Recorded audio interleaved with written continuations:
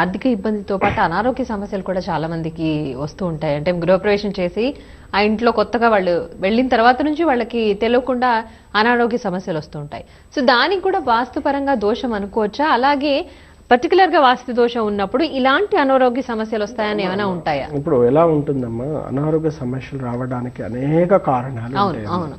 అంటే ఉదాహరణకు ఒక స్టమక్ పెయిన్ ఉందనుకోమ్మా, ఉదాహరణకు స్టమక్ పెయిన్ అని మనం అనుకుంటాం, కానీ ఆ పెయిన్ రావడానికి 5,000 కారణాలు ఉంటాయి. అవి డాక్టర్కి మాత్రమే తెలుసు.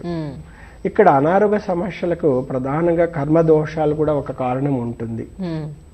కర్మదోషాలు ఉదాహరణకు వాస్తులో చేసే కర్మదోషం ఏంటిదంటే అమ్మా, ఒక మంగళవారం రోజు లేకుంటే పౌర్ణమి రోజుల్లో కొంతమంది కార్మికులను తీసుకెళ్ళి మట్టికి సంబంధించిన పనులు చేపిస్తుంటారమ్మా. అంటే భూదేవిని తవ్వించడము, అది డ్రైనేజీ పనులు కావచ్చు, ఇంకా ఏదైనా పనులు కావచ్చు. మంగళవారం రోజు పౌర్ణమి రోజుల్లో ఇటువంటి ఎప్పుడైతే పనులు చేస్తారో అమ్మా, వాళ్ళకు ఒక పీడ అనేది అంటుకుంటుందమ్మా. జీవితంలో వాళ్ళు కోలుకోలేరు, అనారోగ్య సమస్యలు వస్తుంటాయి. ఎందుకంటే నా ప్రాక్టికల్ లైఫ్లో చూశానమ్మా.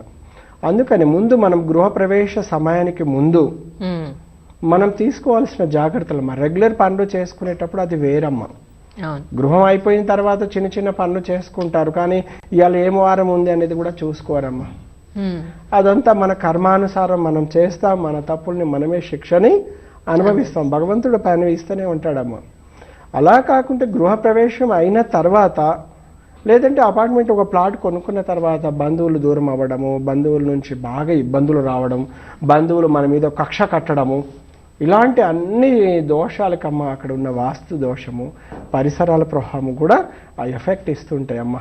ఇలాంటి దోషాలను మనం జస్ట్ చూసిన తర్వాత కొన్నిటికి చిన్న చిన్న సలహాలతో, కొన్నిటి అష్టదిగ్బాధలతో మళ్ళీ లైఫ్లో కూడా వాళ్ళకు ఇలాంటి అనారోగ్య సమస్యలు రాకుండా కూడా నేను చేయగలనమ్మా. ఎందుకంటే భగవంతుడు ప్రకృతిని కూడా ఒక మనిషి శాసించవచ్చమ్మా. ఈరోజు మీరు చూడండి అమ్మా, సింహాన్ని కూడా ఒక మనిషి వెళ్తున్నాడు. సింహం కూర్చోమంటే కూర్చుంటుంది, స్టూల్ ఎక్కమంటే ఎక్కుతుంది. మన మాట వింటుందా అమ్మా?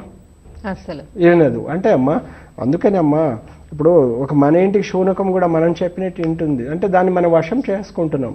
అదేవిధంగా ప్రతి దోషాన్ని నివారణ మనం చేసుకోవచ్చు. అయితే